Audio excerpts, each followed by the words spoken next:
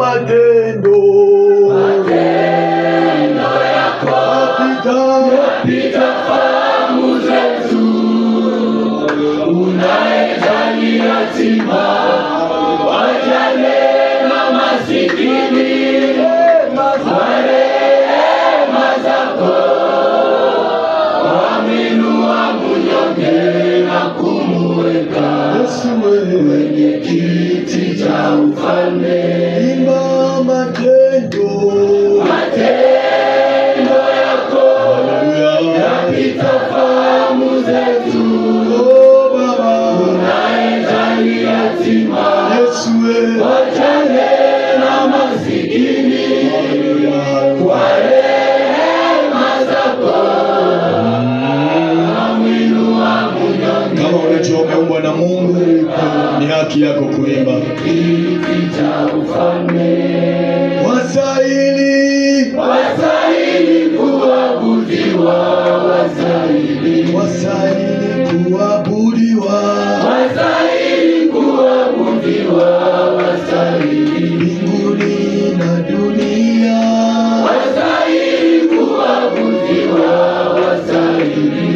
tunakutukuza, tunakuabudu. Roho zetu zinaimba vile, wastahili kuabudiwa, wastahili kuchukua kitabu na kuchukua mihuri yake, wastahili kufungua hicho kitabu ambacho matangazo ilipita mbinguni na duniani, pakakosa mwatafungula, lakini wewe Bwana Yesu kasimama, mwana kondoo. Fungula mihuri ya hawa wanateseka, fungula mihuri ya hawa wanaonewa, fungula mihuri ya hawa wanasumbuka, fungula mihuri. Tulishaendea watu walishindwa, tulishaendea rafiki walishashindwa. Wewe ustahilie kufungula mihuri, fungula Bwana, katika jina la Yesu. Tunajiacha kwako Bwana, tukishangilia jina lako, maana ni jina lenye uweza, jina lenye mamlaka. Kristo wajipe, naamini Yesu Kristo kuwa Bwana na Mwokozi. Unajua tunafanyaka nini? Maisha yangu naamini kuzaliwa kwake, naamini kifo chake, naamini ufufuko wa Yesu, naamini kupaa kwake mbinguni, naamini ujio wake, naamini ufufuko wa wafu, naamini meza matakatifu, naamini ubatizo wa maji mengi, naamini kazi za Roho. Haleluya. Naamini maisha ya milele.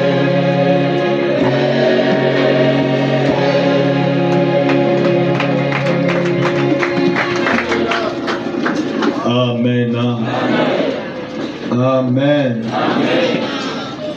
Unamwamini Yesu? Amen. Yesu ndiye alikuokoa, Yesu ndiye alikufanya mtu. Kama leo watu wanaweza kusalimu, ni sababu Yesu amekufanya mtu.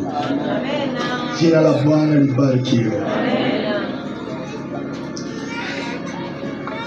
Kitabu cha Samueli wa kwanza sura ya 2 mstari wa 6 hadi mstari wa 8. Samueli wa kwanza sura ya 2 mstari wa 6 hadi mstari wa 8.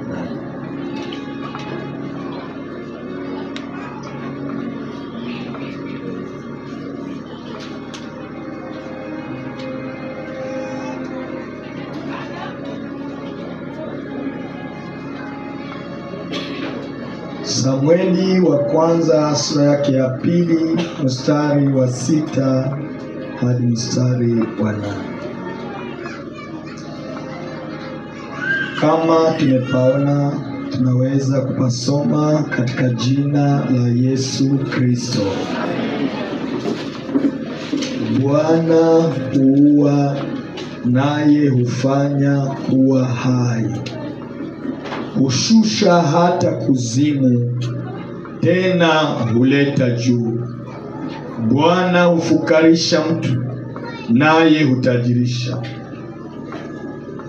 Hushusha chini, tena huinua juu. Humuinua mnyonge kutoka mavumbini, humpandisha muhitaji kutoka jaani, ili awaketishe pamoja na wakuu, wakakirithi kiti cha enzi cha utukufu. Kwa maana nguzo za dunia zina Bwana, naye ameweka ulimwengu juu yake. Amen. Amen. Jina la Bwana libarikiwe. Amen.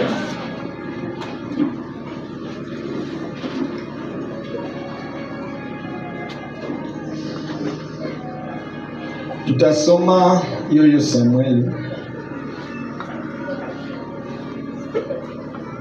ile sura ya kwanza 28 28. Naye akamwabudu Bwana huko. Amen. Naye akamwabudu Bwana huko, ni neno la Mungu. Amen. Tumesha soma faida 4 kwa juma. Leo tutaingia kwa faida ya 5, tuone kama tutamaliza zile 5 ambazo zimekosa.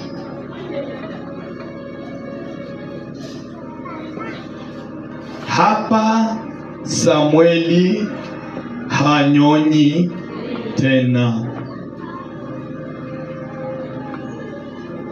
Mpendwa, akiachishaye maziwa kipendacho humwabudu Bwana huko. Hiyo ndiyo faida ya 5. Akiachishaye maziwa kipendacho. Sitaweza kuanza tangu siku ya pili ya tulifunzwa tangu Dimash. Itaenda basi na wale walikuwa na sisi kwa juma. Akiachishaye maziwa akipendacho atafanya nini? Atamwabudu Bwana wapi? Huko. Huko wapi? Shilo. Asante, Shilo. Mfalme mmoja alizoea kuwasaidia watu wawili maskini. Mmoja alikuwa na tabia ya kusema asante Yesu akipewa kitu. Anaambia yule mfalme asante Yesu. Wakimupa bongo anasema asante Yesu. Mwingine alikuwa akisema asante mfalme. Wakati wanamupa anasema asante mfalme. Siku moja mfalme akamupa mtumwa wake mikate miwili. Mkate mmoja mfalme akaambia mtumwa wake, uweke humo dhahabu, weka humo almasi, weka humo vitu vya bei, na huu mkate utaupatia ule mwanazoea sema asante mfalme. Na huyu ambaye anasemaka asante Yesu, utamupa hii mkate yenye haina kitu ndani. Wale wawili walipewa mikate. Wa kwanza alipopewa mkate hauna dhahabu akasema asante Yesu. Wa pili aliyepewa mkate ambao una dhahabu akasema asante mfalme. Wakati wanakuwa njiani wawili, yule ambaye alikuwa anazoea sema asante mfalme, akasikia mkate wake uko kilo. Akaambia mwenzako hivi, mkate yangu iko saha hivi, ndio maana tubadilishe, wewe ukamate hii mkate, juu wewe uko na tumbu yako ingali naitika yenye hali hivi. Na mwenzao alikamata huo mkate, wakatembea njiani. Kila mtu akafika nyumbani kwake. Simu moja sasa, selo watu ya nje, mkate haivye, kumbe muna dhahabu. Selo watu wa nje, kanisa haina kiwanja, kumbe muna watoto. Sifa kwa Bwana. Na walipofika njiani kule nyumbani, yule wa asante mfalme alipasua mkate relemani, mkate tu. Lakini wa asante Yesu alipopasua mkate, akakutana muna dhahabu, muna kilo ya dhahabu. Huyo akaenda kwa wale wanafanya shamba, akabadilisha. Huyo akanunua magari, akanunua vitu vya thamani. Huyo wa asante mfalme aliporudia, akaenda kwa mfalme. Mfalme akamwambia, unarudia kufanya nini? Asi, nono, nilikula mkate. Hakuna yoliona. Asi, hapana, ile mkate unipatia niliona haivye, nikaipatia ule mwenze. Mfalme akakonkilia, akamwambia, Bwana ulipanda vitu mule, tulitelekeza ile kilo yolisikia ya mkate, haikukuwa kutokuivya, ilikuwa kilo ya dhahabu. Mfalme akakonkli, kumbe awezaye kuambia asante Yesu ananyanganyaka na liba kumupatia. Akaabudu Mungu huko Shilo. Ana alipopewa mtoto akaabudu Mungu. Mpendwa, ukikosa cheo acha kuandamana. Unapokosa cheo acha kuandamana. Mungu wa Daudi angali hai. Ukiona haupendwi acha maandamano, acha maafishi, acha buma migani kuma WhatsApp na kuma Facebook. Jikunje kwa Mungu. Mungu wa Daudi angali mzima. Mstari wa kwanza huo. Jambo la pili, ukiona hauelewi wafanyayo, zingatia uyaelewayo. Uvivu tu ndio kitu kibaya. Yawezekana Mungu amekuita katika kipawa fulani, lakini ukifika hapa hauelewi kipawa cha maabudu, basi na kila ukijuacho usikitupe, sababu nacho kina thamani kwa kuendelesha kanisa la Mungu. Amen. Pendwa, madhabahu ikusaidiayo usiipige teke. Unajua siku ya Mungu inakuja ni siku ya mitende, siku ambayo punda anapigaka teke, hata wale wenye walimwema. Ana mnamjua, tumemsoma sana, tumejifunza Ana sana tangu siku ya Mungu mpaka leo. Kama ungeelewa kwamba Mungu wa madhabahu yako yu hai, kila leo ungemupa heshima yake. Ndiyo, nasema ndiyo. Ninaweza kujifunza kitu kwa ndege. Ndege kama angelijua ya kuwa atataga tena, hangeacha mavi katika chicha. Kama ndege angelijua kwamba atataga, iko tena na haja ya kutaga, hawezi kabisa kuacha mavi katika chicha. Mahali pale uliposaidiwa, jifunze kupasema vizuri hata kama hauko tena pale, sababu maisha ni mviringo. Kule kwetu tulipokuwa kwa village, watu walikuwa wanasema hivi, watu ndio wanazoeaka kutanana, si ni kweli? Lakini milima haikutanana. Ana alipomzaa huyu mtoto, akaamua kupanda tena Shilo. Na kule Shilo alienda, mnakumbuka, aliambia bwana wake, yaani Elkana, twende basi tumtoe mtoto. Niliuliza wasomi wa Biblia, huyu ana decision gani nakuwa nayo katika foyer. Nilielewa kwamba watu wawili waendao pamoja kwa kuabudu wanapatano moja, hakuna mwanapingaka mwenzake. Na foyer haiko kazi nafasi ya kupingana. Foyer ni nafasi ya kuongezeana akili, ujuzi na mawazo. Haleluya. Neno ambalo Ana liliomba katika maombi yake, alisema hivi: Bwana humwinua mnyonge. Bwana huinua asiyejulikana. Ndiyo, Bwana huinua. Nilikuwa ninaandika hili somo, nilikuwa najiuliza, kumbe Ana angebadilishaka msemo. Mpendwa, usife moyo. Msemo ule ambao unazungukaka mkinywa chako cha kuonewa, ipo siku Mungu akiona uko mwaminifu, siku inakuja Mungu atabadilisha msemo ule na utasema Bwana huinua mnyonge. Ndiyo. Na kuna neno analifuatisha linasema na kumketisha pamoja na wakuu. Kumketisha pamoja na wakuu. Sifa kwa Bwana. Kumketisha. Mungu ndiye atendaye hilo. Kumbuka tunasema juu ya Ana akamwabudu. Mungu ndiye anatenda lile.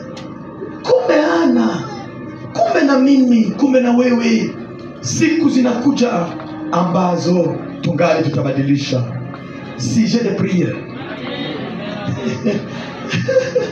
Haleluya. Na inageuka sujet de louange. Wanakuambia omba, unasema kama vile ndo naombea, siombea tena vile. Mungu alishanijibia, siombea tena vile. Mimi naanza kusema Bwana asifiwe. Amen. Amen. Watu waliokomaa kwao maisha ni somo. Watu wasiokomaa masomo kwao ndio maisha. Watu waliokomaa maisha wanapitia kila leo ni somo. Kuna mtu ambaye tunaweza imprime kichwa hapa na anatosha masilabisi na bebako kwa masomo wanazisoma. Ni kama hujaelewa. Wakati mmoja unaenda kustaji, unakutana mwaliko na kuankadre, hakusomaka, hana lisansi. Lakini alifanya akafuata maisha. Maisha ikamfunza. Experience ikamfunza. Wake huyo kila leo ni darasa. Kila leo anaandika kama makuu. Watu waliokomaa maisha kwao ni somo. Watu waanza kutafuta maisha, wengine wanadhania wataitafutia shuleni. Hata na mimi nimeenda shuleni, lakini tumeelewa mwisho kwamba nyuma ya shule ndio tunaanza shule.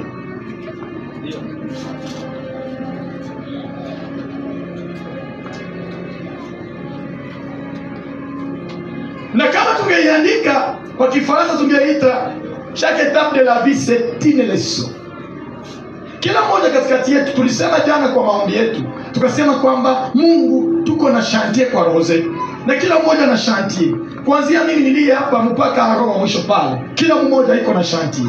Na kichwa chake kina vitu ambavyo alivianza kwa miandiko ya kiroho, lakini hajapandisha hata libriki moja. Na hiyo nayo tuliombea jana, Mungu tupe materio za kujaza chantier zetu. Amen. Amen. Mungu asifiwe. Amen. Mungu asifiwe. Ana akamwabudu, akasema Bwana wewe ndio unainua mnyonge. Mpendwa, abudu Mungu. Kumbuka madhabahu iliyoteseka kwa ajili yako. Kumbuka kwenda pale, ambia Eli, lile nilikuwa ninaliombea, Mungu amenijibu. Haleluya. Ndiyo kweli, pana shukrani zinahitajika zifanyike kwa siri, lakini pana zingine zinahitajika zifanyike ahotifo. Tutajifunza hivi. Jambo la 6. Kilichoachishwa maziwa kwa ajili ya madhabahu, kitumikie madhabahu na kivae vazi la madhabahu. Samueli wa pili sura ya 2 mstari wa 18. Tuko kwa seminari, tutakumbuka.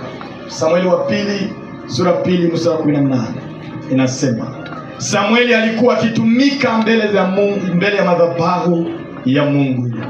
Alikuwa kijana mwenye kuvaa naivera ya kitani. Wapendwa, Ningetaka mniangalie mimi ninayekuwa mbele yenu. Mnanijua ninaitwa Majibu. Kwa miaka yangu, aje yangu kiukweli ni wakuvala mabodi. Aje yangu kiukweli ni ya kuvala makapitula, ni ya kuvala makeche za kabambi, ni ya kuvala chapeau ya kepia hivi. Aje yangu kiukweli, na mimi naweza vala t-shirt ndani na mimi nafungula mabuto.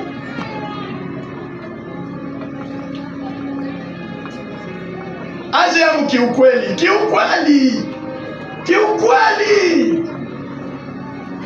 Aje yangu no nikuvala kakilote na kamwa sandale na kamwa socks na kamwa kiloti kamagoti, na mimi naambia mke wangu twende madam bala na wewe kakadadika dogo moya kamoya hivi tutembee kidogo barabara, watu baone kama na shit tulionaka, na tunabanana mikono na tunabanana mabizu balabala na tuna enjoy.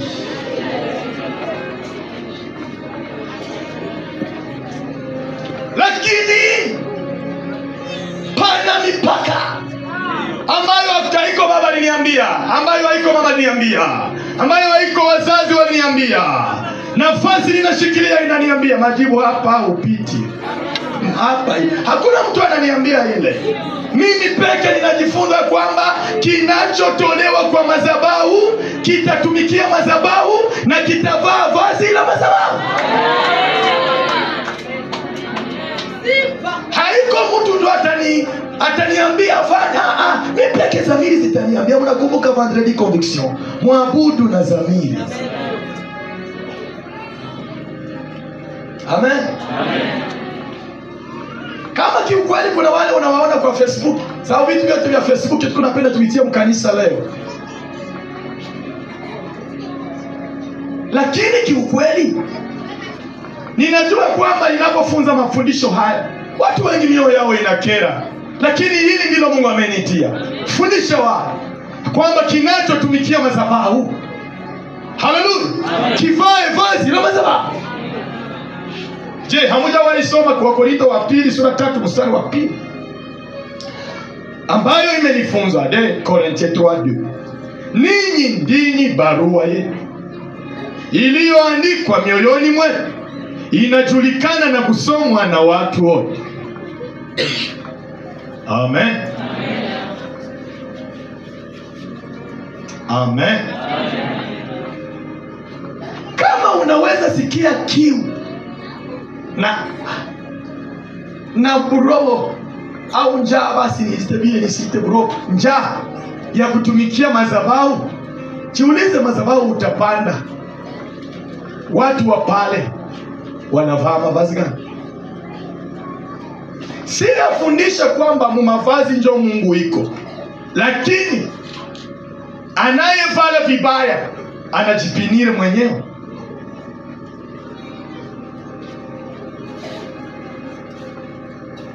Huwezi kutafuta nafasi katika madhabahu na haujataka kufanana madhabahu. Biblia yangu inanifundisha wakati huyu kijana anapanwa, ninyi wote mmesoma pale, alikuwa sijui Biblia inapofundisha ina maana alikuwa kijana purdi aje alikuwa nayo virgi mwenye kuvaa na ivera ya kitani. Usizarau ile neno kijana katika usomi. Niko nataka hii siku nisipandishe sauti yangu kabisa, na ni watu tunafanya nguvu yote tuuze mainstream. Habari za kulumisha makona tuko na vyombo vizuri, technicien muangalie kabisa. Mtu anakaa ndio mikrofoni ikakolafa.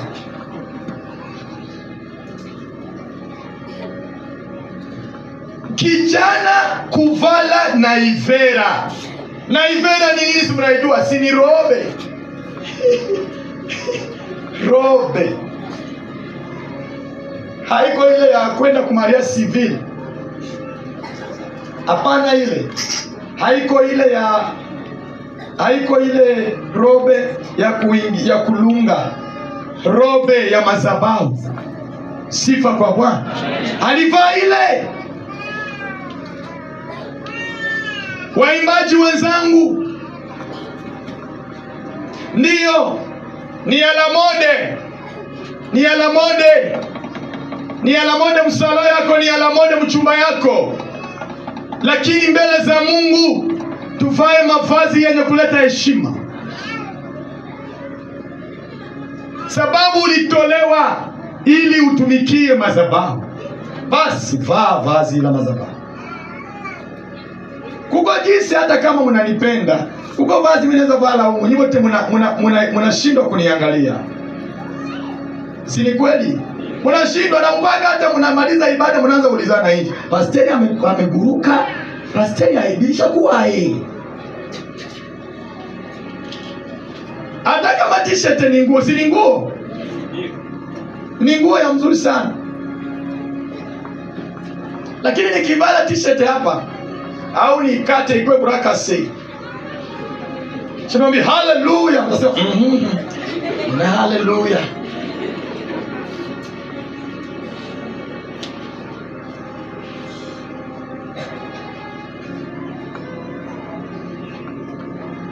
Kwa nini watu wamejifunza kufanya vizuri lakini hawaendelei kufanya vizuri? Nimepata jibu kwa Wakorintho wa kwanza 15:33-34. Ile juma tuko tunajifunza.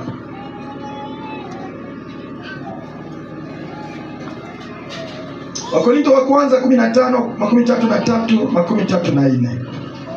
Msidanganyike. Mazungumzo mabaya huharibu tabia njema. Msidanganyike. Tumieni akili kama ipasavyo, wala msitende dhambi, kwa maana wengine hawamjui Mungu. Paulo anasema inanena hayo ni wafedheheshe. Watu wengi sana, wengi sana walikuwa wanajaa Roho Mtakatifu. Wengi sana walikuwa wanayala nguvu za Roho Mtakatifu.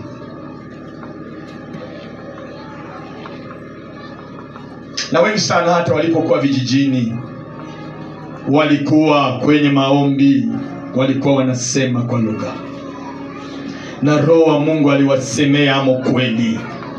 Fata, aliwasemea amo kweli. Lakini walipoambatana na marafiki wabaya, walipoambatana na chombo kinaitwa Android, kikawafunza ingine mafundisho. Android imetufunza unafiki. Ndiyo. Password au mode pass imetufunza kubaki na mwingine, lakini hawezi angalia bia uko nayo. Na mtu mmoja alitafuta kutosha mode pass ya telefoni, mwingine akamwambia tosha hii infidelity yako kwanza. Tosha nitoshe infidelity. Infidelity ndio nini? Mode pass.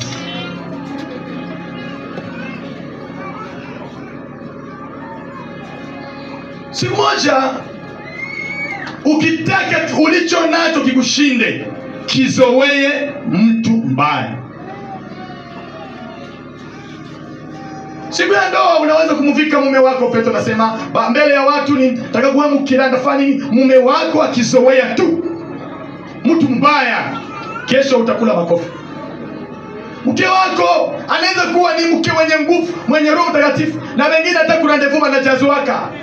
Hii kurandevu. Kurandevu, lakini ile mjazo imeishia nyumba. Nani alimaliza? Mmoja kati ya wawili alizoea vibaya. Mazungumzo mabaya uharibu tabia njema.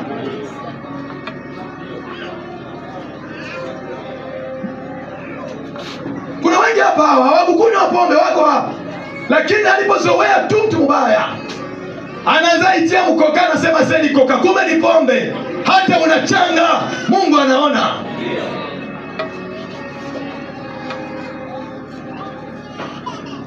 Mazungumzo mabaya.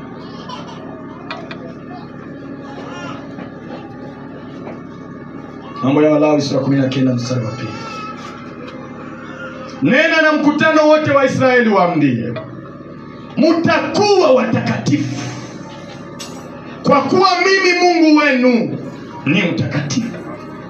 Ninyi mnaokaribia madhabahu pale wa mama, mtakuwa watakatifu. Leo mnaweza sifu Mungu sana na mtukuze Mungu sana, sababu haiwezekani wanaume wakae huko, wa mama wakae pale. Lakini neema ya Kristo imebadilisha vipi? Sasa mkijua mahali mnakaa, enyi waimbaji, enyi watumishi wenzangu, na ninyi mnaonifuata leo, ukijua kuwa umetengwa kwa ajili ya utakatifu wa Mungu, hakikisha unaishi maisha ya utakaso. Amen. Ndio kanisa mingi leo watu wanaifanya kuwa tulishalijua. Kuna neno inasema kwa lugha yangu, ngolangagala yekajaga bera. Mtu ambaye anasema kamina lijua ndio wanalipasula. Ili weni watakatifu. Sifa kwa Bwana. Utakatifu ni nini? Utakatifu ni kukeshea roho yako. Utakatifu haiko kwamba ukuwe sese, keshea roho yako. Ukichafuka, kumbuka, enda kwa yeye, mwambie nimefanya dhambi, niombe msamaha.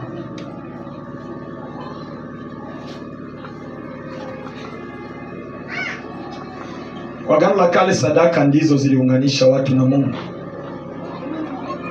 Kwa Agano Jipya ni sadaka Mungu alitupa ndio inatuunganisha na yeye.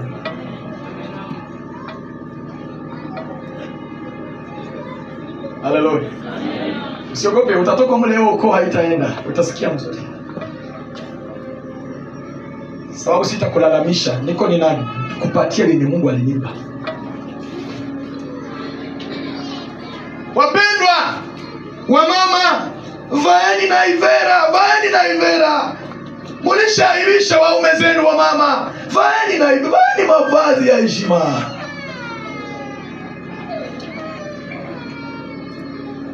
Tumzima anakamata nguo niwe kwa mtae, bana mkata mkono moya, ingine asenjwe na enea. Ni kuambia Mungu, ulinumba vibaya, ungekata na hii.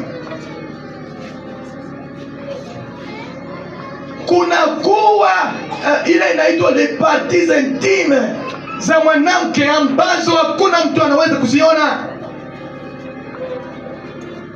Lakini leo ndio exposition. Binti anaenda shonesha robe, anakata hapa koti. Na mkanisa unapenda kila mtu aone kuisi. On voit ça dans l'église. Na najifanyisha saa iko naona kama kuisa iko nje. Basi ifate inakuwa ya mbele, inakuwa na ndio tujibie bandu fate kebaye mbele banyu. Munite tu mshenzi nitafundisha tu. Munaweka fate kwa jipe ziende mbele au ziende nyuma. Si munazitia ziende wapi? Nyuma, na isipande sana juu inasaidia tu mtu kulibere les jambes. Fante inasaidia tu mtu kulibere les jambes. Mais mwansete sema wakikutana unapasula, maana yake ushakuwa devierge na hakuna tena mtu atakuoa. Ndio maana ya fante kwa Agano la Kale. Binti akipasuliwa ubikira wake, Biblia inasema kitabu cha Walawi, basi bakamate robe yake bapasule hapo. Kila mwanamume ataona jua kwamba huyu si bikira tena. Niye ni model, wengine wanaitisha huku yulu, wengine ni haya. Mwingine anaenda uza mashipe, buto zote ziko hapa, zingine zinafunguka, mnaleta aibu.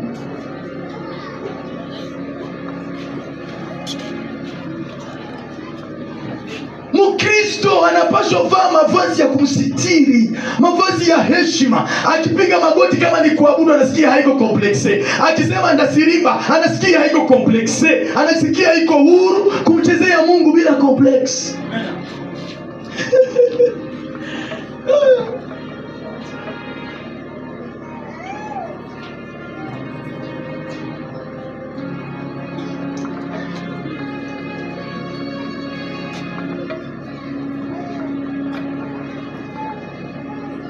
Na ivera tuvae na ivera tuvae vazi. Kuna msemo ambao unanibariki kwa kitabu cha Mathayo sura 5 mstari wa 14 ambao unasema hivi. Mathayo 5:14, ninyi ni nuru ya ulimwengu. Mji hauwezi kusitirika ukiwa juu ya mlima.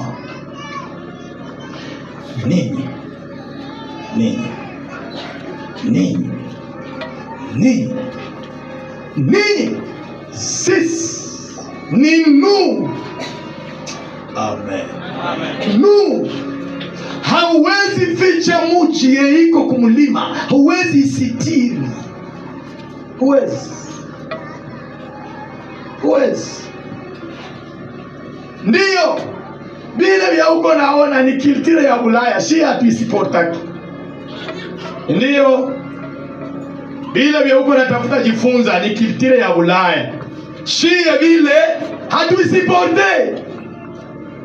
Shiba nani? Shiba bahonoka, hatuisipote. Sifa kwa Bwana. Amen. Sifa kwa Bwana. Amen. Kama tutajifunza vyote vitokavyo Ulaya, yani kesho na tutaandika mwanaume kwa mwanaume waoane. Yani tutasinyia hiyo kwa baraza nayo.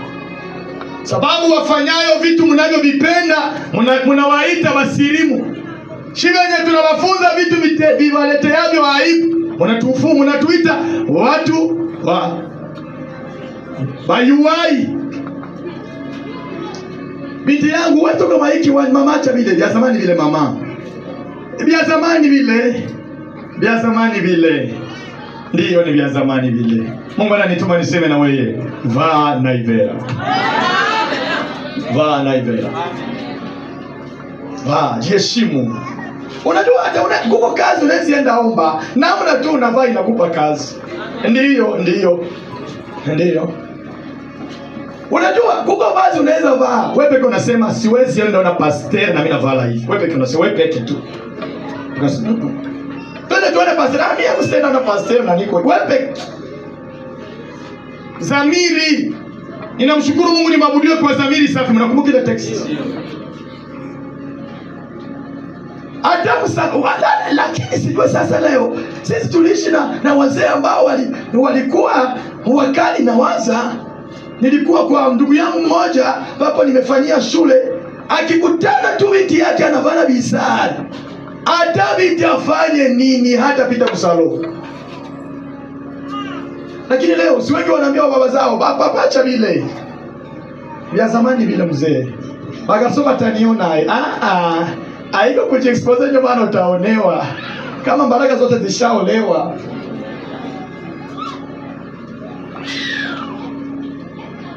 Kama wale Mungu amenipa siwafunzi hivi, nitakuwa mchungaji mbaya. Mungu awape neema. Ninyi wabinti wadogo ambao mnakomaa, jifunzeni kuheshimisha miili yenu. Maana miili yetu ni hekalu la Roho Mtakatifu. Na Biblia inasema atakaye iharibu, Mungu naye atafanya nini? Atamharibu. Vana ivera, jiheshimishe.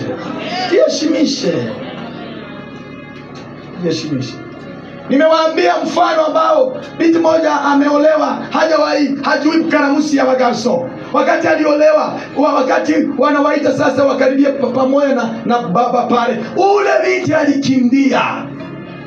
Akaambia wanaje le pasteur ya refuze ça le pasteur. Niko mafundisho. Sikuna wale wanamaliza imba leo wanaenda kufanya uasherati. Wanalizoea. Na najikurumanya na kutengeneza ate na najikuruma mbingu zinajua.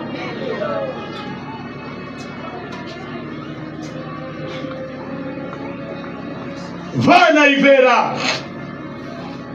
Nilisema dimanche utumishi haiko mkoti.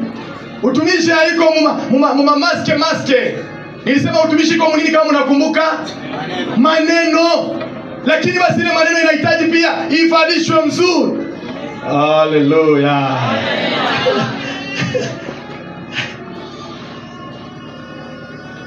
Vous êtes la lumière du monde. Sijui kama ungenisaidia niambie mwenzako wewe ni nuru ya hii Bukavu. Kweli. Amen. Ndegu lesemeri chipukizi na watumishi, sisi ni nuru. Mtu akikuona mwa kanisa aseme unaye naingia humu. Hivi wewe naingia humu, sitaingia tena. Usiwe mtu wa kutukimbizia watu. Hadi hakikisha ukiingia humu wewe ni nuru. Atakayeona picha yako aone kumbe dada naimba na mimi ndaingia. Dada anakuwa mpole bandugu. Dada na roho nzuri bandugu. Juzi alinisaidia, lakini anasema huyu ndo anaingia humu.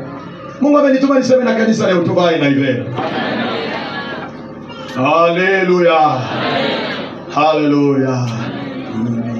Kristo nitavyokuwa katika yote mpaka kufa.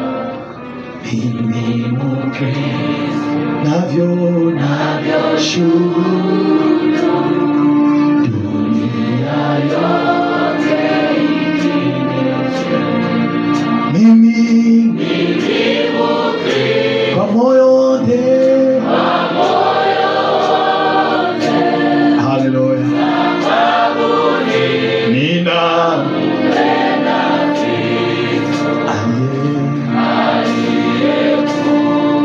Haleluya. Kwa ajili anastahili kupendwa.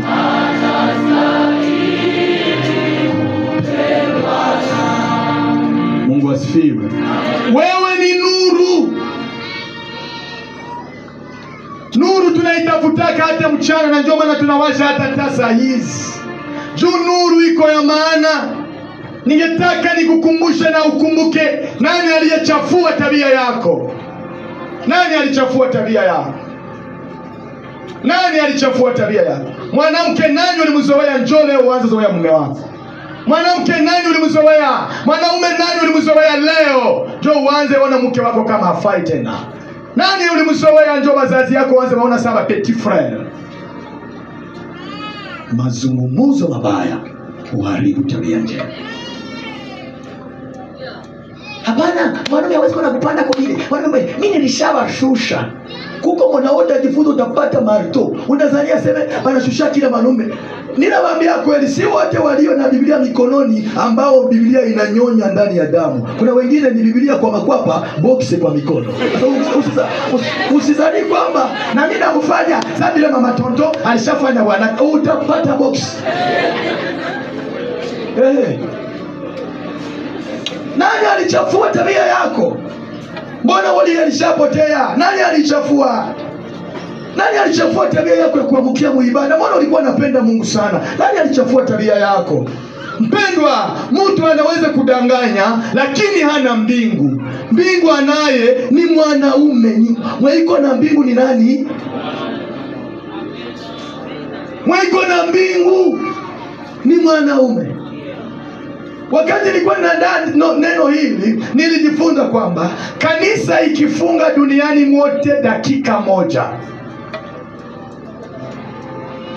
mudunia yote kanisa ikifunga dakika moja hivi tu, hakuna nyimbo, pasiwe neno la Mungu, pasiwe maombi, pasiwe sadaka, dakika 1 minute, munaweza ona vile shetani anaweza geuza dunia. Dakika moja. Uniulize mbona tunalalaka na tuombe? Mnakuaga mlishalala lakini Ulaya walishaanza ibada. Sababu huku tukisinzia Ulaya wanaanza asubuhi. Sasa ujue kwamba usizane seme niko nini uko wa lazima. Yesu alitupatia jina ya lazima. Wewe ni nuru. Amena. Amena. Wewe ni nuru. Ya nini? Ya ulimwengu. Ulimwengu ikikuona inataka ione nuru.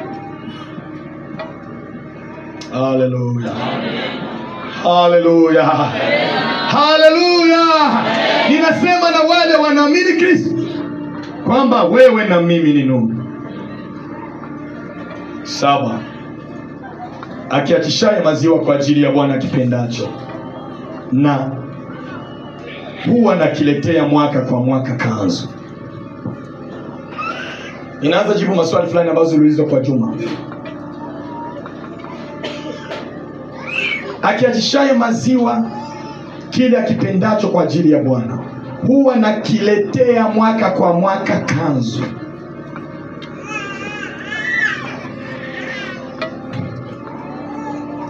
Wapendwa, ni alama ya upendo. Ni alama ya upendo. Ana kupanda kule Shilo mwaka kwa mwaka, na Alisha mupatia Mungu Samuel. Huyu Ana nini alijifunza? Mkumbuke mahali nimesema kwa watu wazima maisha ni masomo. Yeye Ana amejifunza kitu ambacho kimenifurahisha. Ana amejifunza kwamba hivi ndio banavala kwa madhabahu ya Eli. Na huyu ninamtoa, anaitwa mtumishi wa Mungu kupitia miguu ya Eli. Ana alianza kumshonea kanzu, na hiyo kanzu akiishona si kuendelea kutafuta kamata sadaka ya Alisha. Hapana, ni hali niliandika, ni hali ya kuambeli. Ana alikuwa anataka ambeli. Amen. Ni kweli ametoa sadaka, lakini anataka iambeli. Ni kweli tulitoa mali mingi, njoo tuanze hapa, na tungeacha kanisa ibakie vile. Wale hawajui hapa tulikuwa na viti vya makanda. Wale wanakaa ndio ilikuwa tualete yetu na biro yetu. Wale wanaikala mubiro pale, na wengine wanaikala kutualete. Ndiyo. Lakini basi kwa kuwa tumemtolea Mungu Samuel, hatutaacha Samuel aibike, na tungali tuko na mashine tutashona, ili kwamba Samuel aingie hapo mbele za Mungu aonekane anavaa vizuri. Ana alienda kila siku kumletea nini? Wewe ndio unauliza ile swali. Kumbebea nini? Kanzu. Haiko kufuata sadaka irudie, lakini kuiambeli. Kama leo tutatoa sadaka, mnakumbuka, kwa ajili ya vyombo, tungetaka vinaweza bakia vile. Sikuna wale wana makanisa za miaka, lakini hao habana vision za vyombo, inawezekana wako na vision za vingine. Lakini sisi Mungu ametupa hiyo esi. Basi vile tungali na mashine, tushonee Samueli wetu kanzu. Amen. Amen. Kwa mama tungali nakumbuka makanzu zetu zenu litushonea. Siku mingi hamutushonee. Mulitushonea kwa makanzu wetu, mnakumbuka? Ule makanzu wetu kibuvala na shipo nasikiaka kuna hewa nyingine na ingia. Niliona juzi bajele wananishonea kanzu, wakiwa wanatuletea toto ya maziwa ya baridi papa. Unakunywa unasikia.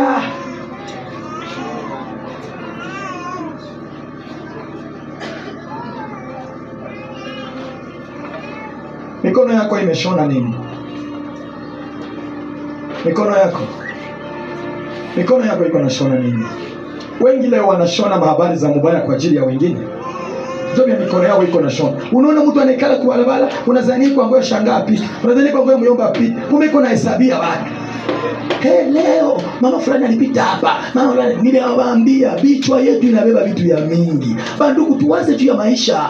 Ukianza waza juu ya mwingine utafare tare. Hiki chwako na yale mashantie. Sifa kwa Bwana. Inaongea na watu wenye imani. Sifa kwa Bwana. Alipandisha kila leo kanzu. Nini uko na shona kwa ajili ya kanisa letu? Nini uko na shona? Unajua heli ataangana ushoni kanzu. Heli ataangana ushoni kanzu. Inawezekana mwalishikuwa na shonea Samueli alikuwa fidele, huyu tayari alikuwa fidele. Nilikuwa najiuliza eske inawezekana kweli Mungu alitaka Yesu akomalane kanzu moja juu ya deception za wafitayeri? Sijue. Yesu angekuwa na mtu hapa iko na miaka 6-7 anaolewa, lakini nguo ingali kwa tayari na shazara mara 5. Matayari rajibu kwa wasaidie. Soyez fidèle quand même.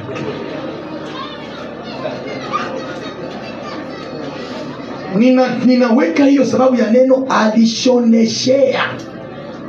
Maana yake mwenye alikuwa anamshonea naye alikuwa fidèle. njoo amalize show na kisha abebe vazi wapi? Kule Shilo. Hata mcheleweshe kwa ibada. Watu wengi wanachelewa hata kwa ibada kwa sababu ya bataye.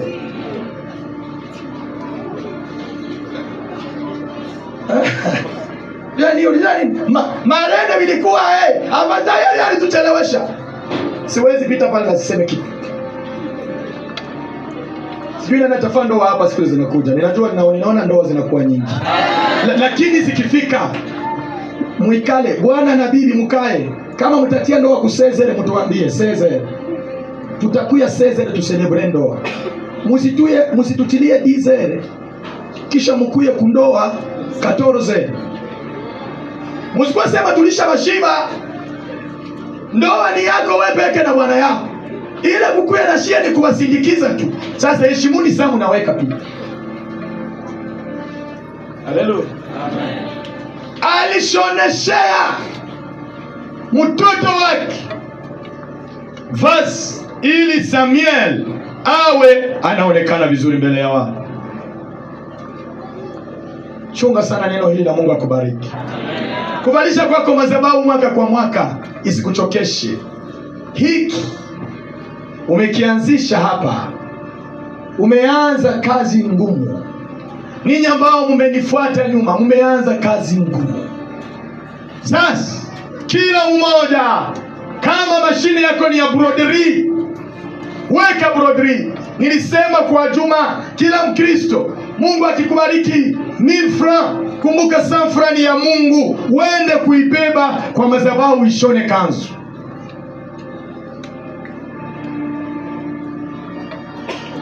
Na tumejifunza kwa Juma habari za Naziri ambazo wengi wameandikisha majina. Na wengine walishahama makanisa juu wanasema nishapata Naziri za mimi mndahama humo. Atona hama vile bwana ikumbuka wende ilipa Naziri ya watu. Naziri kuandikisha kitu ambacho mtu hatakifanya. Mungu anipe neema. Mungu akupe neema. Tuvike Samueli wetu. Samueli ni hili jengo ambalo limekuwa hapa. Nimewaambia kulalamika sana sio mafundisho ya maana, lakini kusikia linalosemewa ndio ya lazima. Mungu akupe neema sana. Anipe neema na mimi Pastor Majibu, anisaidie na mimi. Tushoneshee Samuel kanzu kwa ajili ya utukufu wa Mungu. Amen. Jambo la 8. Aachishaye maziwa kipendacho kwa ajili ya Bwana hupewa mengine zaidi.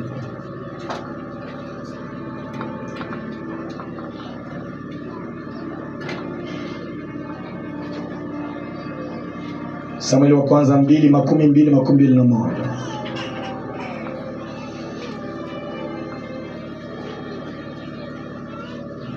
Samueli wa kwanza 2:22-21. Naye Eli akamubariki Elkana na mkewe.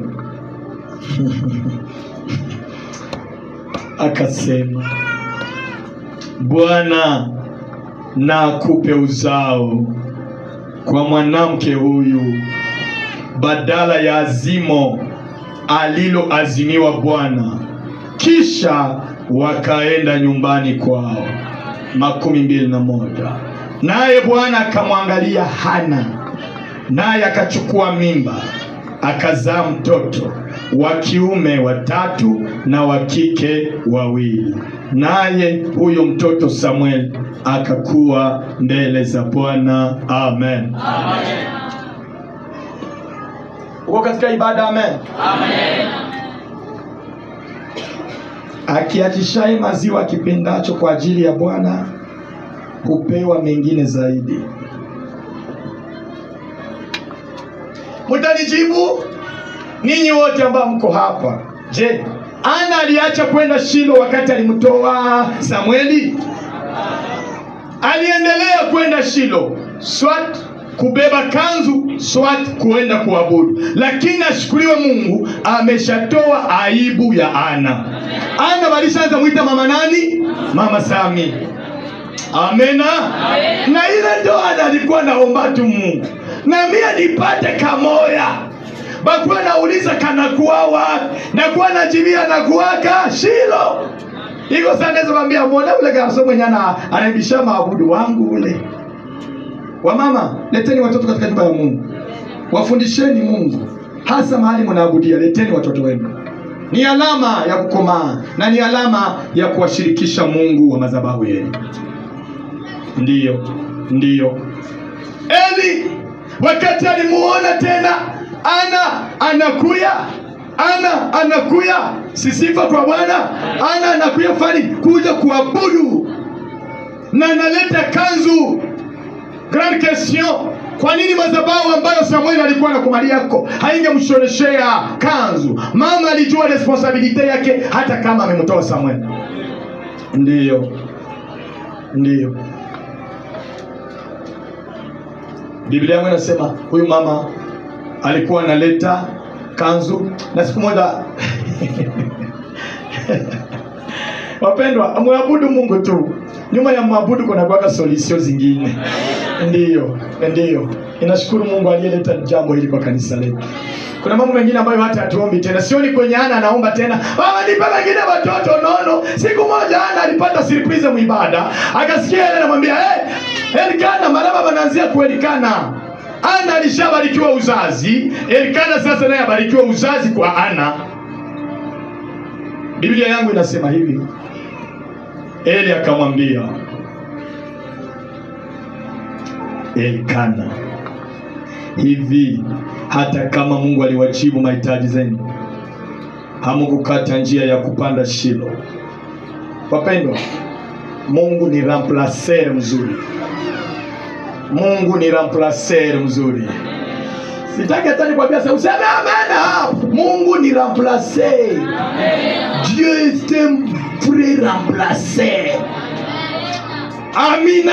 Mungu anajua kubadilisha kia mzuri, anakiongeza kwa vingine vya mzuri.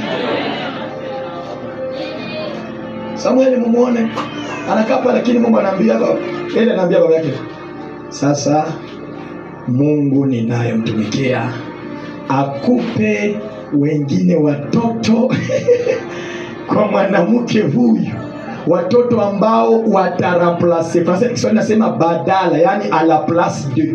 Watoto wataramplace ule mulitoa.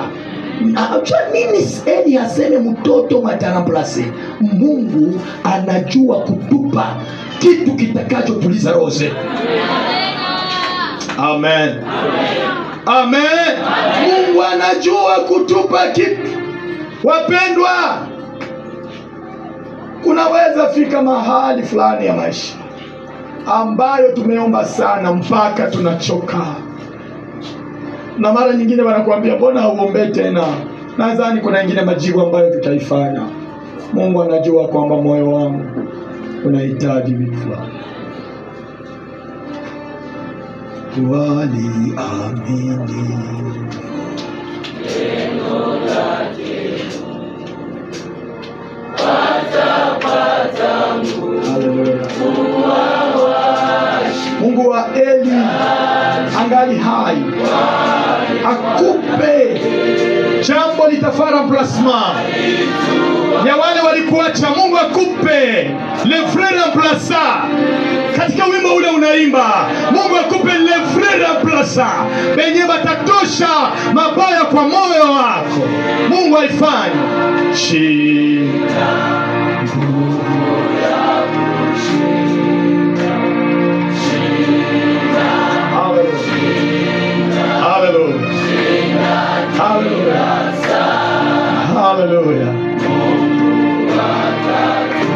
Hallelujah.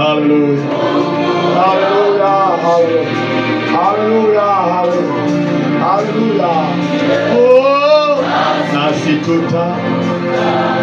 Hautakufa maskini. Cha 10 unapana kwa Mungu, haitatuma unakuwa maskini. Sadaka unasoleaka Mungu hazitakufanyaka pauvre. Au contraire, Mungu ataziremplacaka. Tunakuwaka na remplacer. Nikienda kwa ule wimbo ambao chipukizi waliuimba, chipukizi wakaimba, Mungu akaambia Ibrahimu, kuya na mtoto nitamu unipe kama sadaka. Na njiani mtoto, na mama wameimba ile wimbo nao, njiani mtoto akamsahili baba yake.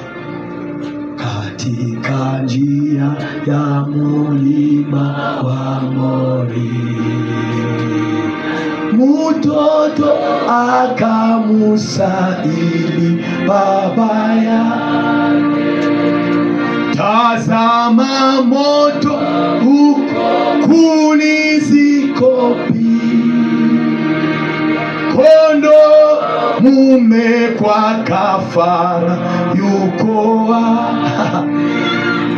Na Ibrahimu akajibu kwa imani isiyo shaka wala kuzania, kondo mume wa kafara ya shukrani. Ninasadiki Mungu atajipa. Niko nataka Ejiveni wakumbushe ya kwamba wazee wetu kwa mikutano yao hawakuchoka shingo, lakini waliongea na Wakristo na vitu vilifanyika katika mikutano. Amen.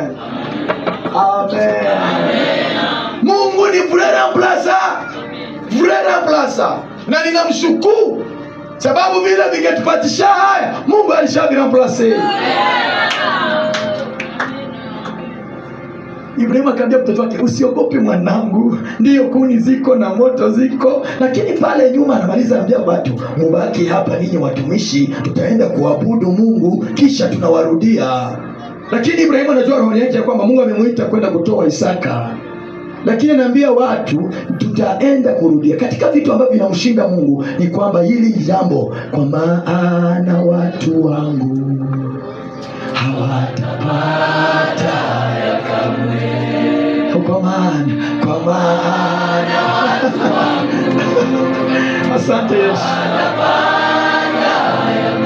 Oh, nanyi mutakula na kushiba, kisha mutalihimidi jina langu. Hiyo ni kilapo ya Mungu mwenyewe. Kwa maana watu wangu hawatapata haya. Na Ibrahimu, Mungu akakumbuka kwamba Ibrahimu alishaambia watumishi ya kwamba tutaabudu na tunarudia, na Mungu hataki watumishi wake wapoteze confiance kwa Bwana wao. Na Mungu anafanya kitu pale kwenye mlima wa Moria. Isaka kaitika. Mpendwa, uvumilivu haiko ujinga. Uvumilivu ni njia ya kuingia mkuweza. Ndio neno la Mungu linanifunza ya kwamba salitaingiza kisu. Mungu akakumbuka neno Ibrahimu aliambia watumishi, tutaabudu kisha tunawarudia.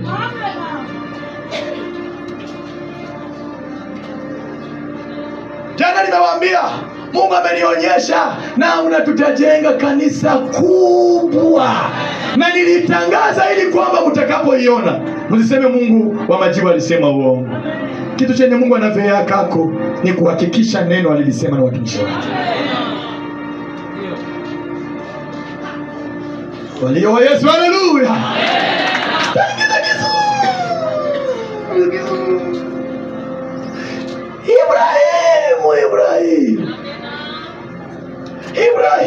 Ibrahimu, acha kumuua Isaka. Ninaona kweli kwamba wanipenda. Tazama nyuma yako, celui qui va remplacer ton fils. Mungu ni remplacer. Mimi sina woga, sina mashaka. Wimbaji wote anaimba hivi, chukua vyote niachie Yesu. Chukua vyote, si Yesu ndio Mose. Haleluya. Chukua vyote niachie Yesu. Sitarudi. Baba na mama hey, wakiniacha. Baba na mama wakiniacha. Hai, baba na mama. Atosha Yesu wewe. Tuko muibada. Oh sita. Haleluya. Ya msalaba mbele, msalaba mbele. Dunia nyuma, dunia nyuma. Haleluya. Mbele dunia nyuma. Haleluya. Sifa kwako. Dunia nyuma. Sitarudi. Aliyeniita ataraplase, aliyekuita ataraplase, aliyekuita atashaje, atakupatia kifacho. Sitarudi. Barikiwa. Haleluya. Mungu afera plasma maisha yako. Oh haleluya. Sitarudi. Letende plasma ile vifa. Wewe ambaye watu walichukia, usiogope. Mungu ataleta raplase. Wewe watu walionea, usiwabarike. Mungu ataleta raplase. Letende raplase. Mungu ataraplase. Mungu ataraplase. Wewe mwenyewe waliacha, asa sheria na kuacha. Acha aende. Raplase iko. Raplase. Bila plase. Halalalala. Tenda seya baradise kayaba. Changa sitekeza. Mungu raplase. Letende raplase. Letende raplase. Nadati kapa mkwede tuwa. Letende raplase. Mungu wa raplase maiko. Mungu wa raplase maiko. Mungu wa raplase ma. Letende raplase. Araplase ile magonjwa. Aweke uzima. Araplase ile magonjwa. Alete uzima. Letende raplase. Letende raplase. Letende raplase. Atana ametoa. Hata Samari ametolewa. Kuna watano wanakuya. Kuna watano. Oh hallelujah. Oh you are Alpha and Omega. We worship you, our Lord.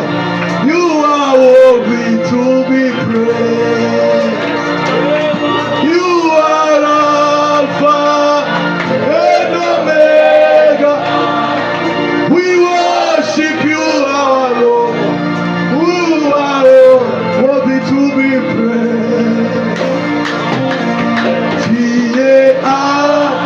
Le Dieu de remplacement. Je vais prêcher cet temps, un Dieu de remplacement. Le Dieu qui s'est remplacé. Tu es digne de loi. Nous t'adorons. Nous t'adorons. Seigneur. Nous t'adorons. Tu es digne de loi.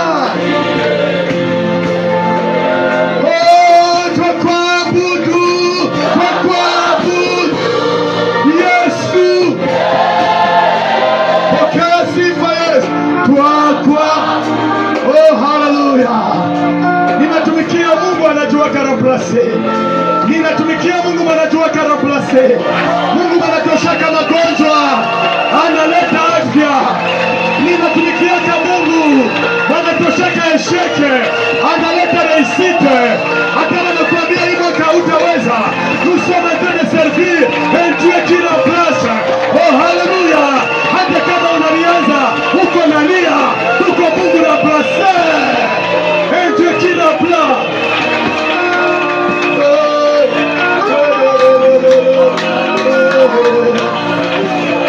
Hajawahi onekana, hajawahi pigwa picha, ila anaaminika na wote. Hajawahi enda shule wala hana mwalimu, ila hashindwi mtihani wowote. Nani yule? Yesu. Nani yule? Yesu. Ninamwamini. Anaaminika na wote. Nani yule? Yesu. Nani yule? Yesu. Ninamwamini. Anaaminika. Wajapo niacha, wajapo nitupa, mimi nitaamini.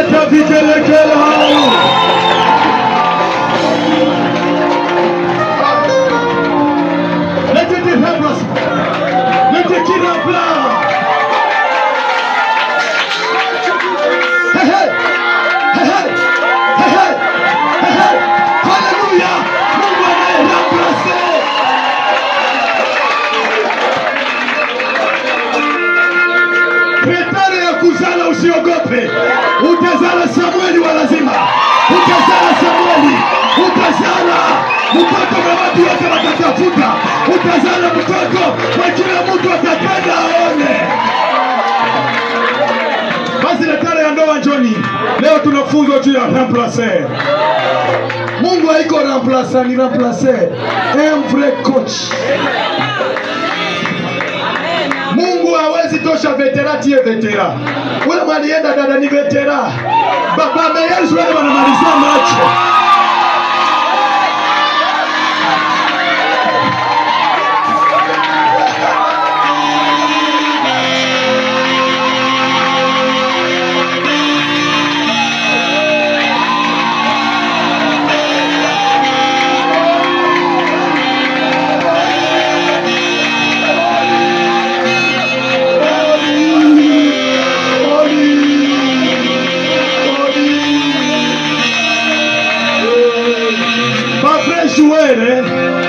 Wale wanamaliza macho.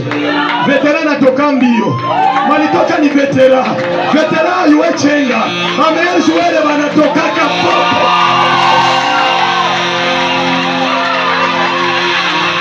Ndio. Tia ile kazi yalienda, usiogope. Ilikuwa kazi feki. Ninatangaza kazi feki. Mungu ataleta original. Yenye kila mtu ataiona. Everyone. He will see that. Kila mmoja ataona.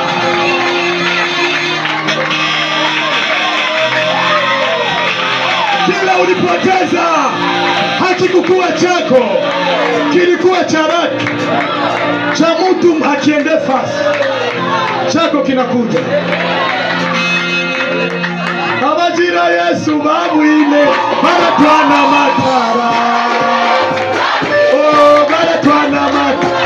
Bajira Yesu babu ine baratwana matara. Ai baratwana matara. Bajira Yesu babu ine baratwana matara. Babu ine baratwana matara. Chichi.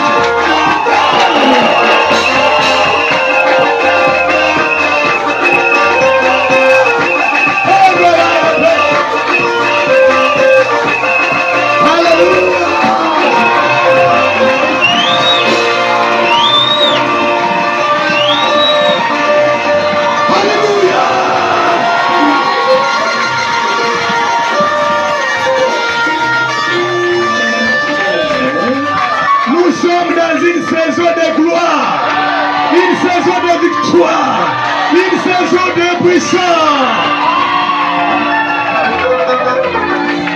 Hapa Samueli hanyonyi tena bwana. Hanyonyi tena. Hanyonyi. Na vile Mungu ameona hanyonyi, atupe basi watanyonya.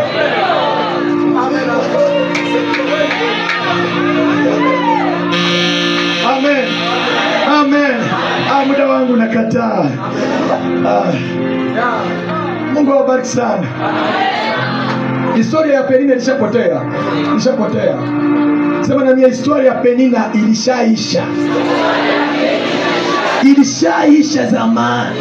Maana nayajua mawazo ni wawaziayo, ni mawazo ya amani, wala si ya mabaya, kuwapa ninyi tumaini siku zenu za mwisho. Nanyi mutaniita, mutakwenda kuniomba, nami nitawasikiliza. Nanyi mutanitafuta na kuniona, mutakaponitafuta kwa mioyo yenu yote. Niliposoma Yoeli ya mwaka jana nilifurahi, niambia nami nitawarudishia hiyo miaka iliyoliwa na nzige na parare na madumadu na tunutu, jeshi langu kubwa nililolituma kati yenu. Nanyi mtakula chakula tele na kushiba na kulimidi jina la Bwana Mungu wenu aliyewatendea mambo ya ajabu, na watu wangu hawatatahayarika.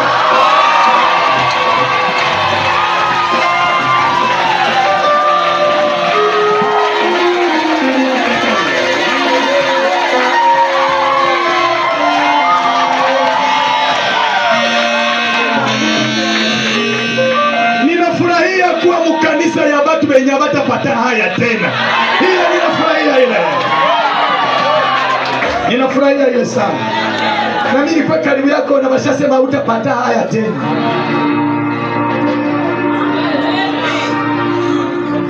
Mungu hawezi hawezi kupatisha ana haya. Mungu hawezi. Mungu hawezi kupatisha ana haya. Na alimwombea wende uzae, hakusema nombre, wana wengi. Na walipofika nyumbani wakazaa wagarso watatu, le vrai remplaçant. Tua maana yake inamaanisha utatu wa kimungu. Le remplaçant qui remplace un. Un anabakia kumazabau na trois. 3 plus 1 égale 4. 4 mwagano la kale na agano jipya ni mwisho wa mazarau. Ukiona 4 mbiblia maana yake ndio mwisho. Ndio maana Israeli walifanya 40 maana yake mwisho wa kuteswa. Yesu alifanya 40 jours ya prière, maana yake mwisho wa kuonewa. Mwisho wa kuonewa. Elia alikula chakula kikamtembeza miaka siku 40, maana yake nyuma ya pale hakuna tena vya njala. Mpendwa, serumu yako ilishaisha. Serumu yako ilishaisha.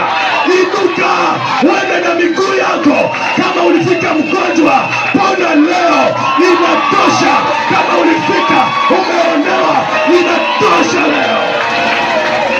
Serumu yako 4 ilishapita. 4 ilishapita. Mungu 4 ilishapita. Mungu 4 ilishapita. Na bakazala pengine batoto banga bafia bawi. 4 plus 2 égale combien? Égale 6. Na nibeba mu 6e jour. Yanaitwa jour ya kukreye wa mwisho. Jour ya nyami na tumba wa mwisho. Le jour où tu as été créé, le 6e jour. Na nakazala 6. Yule ambaye aliitwa tasa, Mungu akamupa 6. 6 maana yake mwisho ya kuumba.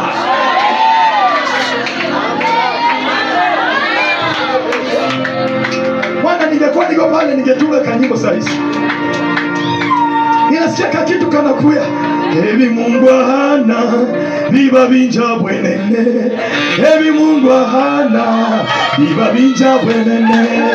Ebi Mungu hana biba binja bwenene. Ebi Mungu hana biba binja bwenene. Ebi Mungu hana biba binja bwenene. Ebi Mungu hana biba binja. Ebi Mungu hana biba binja bwenene. Ebi Mungu leta vijana kala binja bwenene.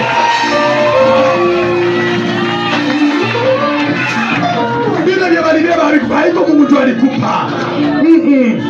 Vya balibeba haiko vya alikuwa vya Mungu. Ngoja mikono yako. Mimi siko nahubiri nikufurahishe. Ninahubiri nikwambie Mungu ananituma kwamba remplacer wa ule mikulu yake iko na kuya remplacer. Wale walikuwa kwa mlango wetu jana. Mungu alituambia hivi, ikiwa niliwatesa sana. Mnakumbuka alisema nini? Sitawatesa tena. Kisha akatuambia hivi, muangalie kumilima, miguu ya mtu analeta habari njema inakuja.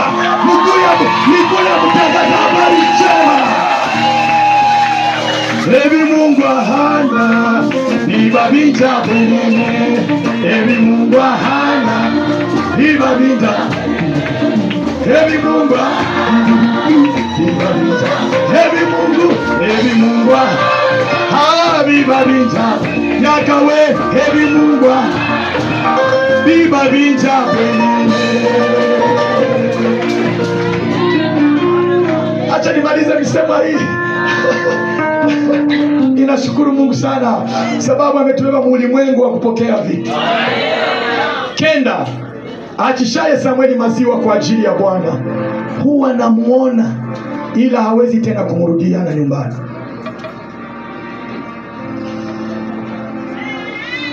Achishaye Samueli maziwa kwa ajili ya Bwana huwa namuona, ila hawezi tena kumrudisha nyumbani. Samueli wa pili 2:21. Samueli wa pili 2:21 de yake. Naye huyo mtoto Samueli akakuwa mbele za Bwana. Akakuwa mbele za Bwana. Pendwa, kumalisha sadaka zako mbele za Bwana. Umeshatoa mali. Acha mali uliyotoa isiwe chanzo cha kuleta kiburi kanisani. Usasema mimi nilitoa sando lani mule, nilibatolea kama njanja, nikabatolea milango, singekuwa kama abaku wake. Acha kutushitula sadaka. Ile yalitupatia na wewe haikuwa yako, Mungu ndo alileta. Akiachishaye maziwa kinyonyacho kita kuwa mbele za Mungu, lakini hata kirudiana tena. Ona mama Samueli, naona Samueli lakini hana tena nguvu za kumrudisha. Hakuna siku ataambia Samueli turudie kunyumba rafiki yangu. Acha Samueli wako akue. Komala mpendwa, sadaka usitoazo kanisani zisikufanye mchungaji wa kanisa na hauko mchungaji. Sadaka unazitoa kanisani sisikumbie kiburi, chakumi unakitoa usijisikie kiburi. Senda kosa watakuwa naniita, hapana. Uende Shilo. Nyuma ya kuzaliwa kwa Samueli ungali na bezoe ya wengine watakukoropea mnyumba. Amena. Utaona ile sadaka ulipana inauza drum, inauza bafle, inauza piano, inauza siwe mapasteri wanauza makoti, wanavala bila visikuhangaishe. Bora tu nishatoa naziri yako, ile inatosha. Samueli alikuwa mbele za Mungu. Mathayo ilinifurahisha sana 6:2-4. Basi wewe utoapo sadaka usipige panda mbele yako kama wanafiki wafanyavyo katika masinagogi na njiani, ili watukuzwe na watu. Amini na waambieni, wamekwisha kupata thawabu yao. Bali wewe utoapo sadaka, hata mkono wako wa kushoto usijue ufanyalo mkono wako wa kuume. Kadri nilipenda sana sadaka yako iwe kwa siri, na Baba yako aonaye sirini atakujaza. Amen. Amen. Tunatoa sadaka isiwe sawa ndio chanzo cha kwanza dharau kanisa. Mungu akikuinua kibiashara, Mungu anaanza kufanya, unaanza toa cha $10,000. Isifanye uanze onea wachungaji, uanze onea mapastor, uanze onea viongozi wa korale. Mniache, mimi naweza kusema mimi napenda na wananiitika, si ndio mimi natoa kama ule. Hapana. Kuko wanatowaka na uwaju wake. Ndio kuko watu ya siri. Ndio anatenda kwa Pasaka na siku yafika. Kuko wa Yusufu. Ndio wanaendao na Pilato wanamwambia Bwana tupe nafasi tutamutia Yesu. Na wanafunzi hawajui tena. 10. Anayo haki ya kukiona alichokiachisha maziwa fata lile kwa ajili ya Bwana, kikifanya kazi kwa ajili ya Bwana. Totoroshi ni permit. Anayo haki ya kukiona alichokiachisha maziwa kwa ajili ya Bwana, kikifanya kazi kwa ajili ya Bwana. Amen. Hili somo lilinifundisha uaminifu wa gestion financière. Ana haki aone naye Samueli iko nafanya kazi madhabahuni. Ana takasirika akiona alitoa Samueli kisha haoni Samueli anafanya kazi madhabahuni. Kesho kimkuta mtumishi njiani wa kanisa letu, mupatie hata cha 10, tunaamini itafika kwa kanisa letu. Ndiyo. Sababu gani? Sababu ukimtoa Samueli kwa ajili ya Bwana, afanye kazi kwa ajili ya Bwana. Amen. Bagestionnaire ya kanisa benye bako mu makorali, bako mu vikundi, bako mu maselule na mengine. Sadaka zetu tunataka tuone zinafanya kazi kwa ajili ya madhabahu ya Mungu, ili kwamba madhabahu ya Mungu iangae kila siku. Amen. Amen. Samueli aliendelea kufanya kazi ya Mungu. Ninamaliza somo la leo. Aliendelea kufanya kazi ya Mungu, na siku moja anamaliza mission yake. Samueli wa kwanza 12:3-4. Mwisho wa maisha ya Samueli. Samueli wa kwanza 12:3-4. Nami nipo hapa basi, munishuhudie mbele za Bwana na mbele ya masihi wake. Nalitoa ng'ombe wa nani, au nalitoa punda wa nani, au nani niliyemdhulumu? Ni nani niliyemwonea, au kwa mkono wa nani nimepokea rushwa inipofushe macho? Nami nitawarudisha nitawarudishia ninyi. Nao wakasema, hukutudhulumu wala hukutuonea wala hukupokea kitu kwa mkono wa mtu awaye yote. Amen. Yaani Samueli alipopanwa kwa Mungu alikuwa mwaminifu kwa Mungu, alikataa hata rushwa, alikataa mizaha, alikataa heshima za watu zenye hazina maana. Samueli alipenda fanye lenye Mungu alimwambia. Utakumbuka ni Samueli pia ndiye alitabiri kwamba Finehasi na Hofni watakufa. Samueli alitabiri kwamba Samueli ambaye Eli ambaye aliramplace atakufa.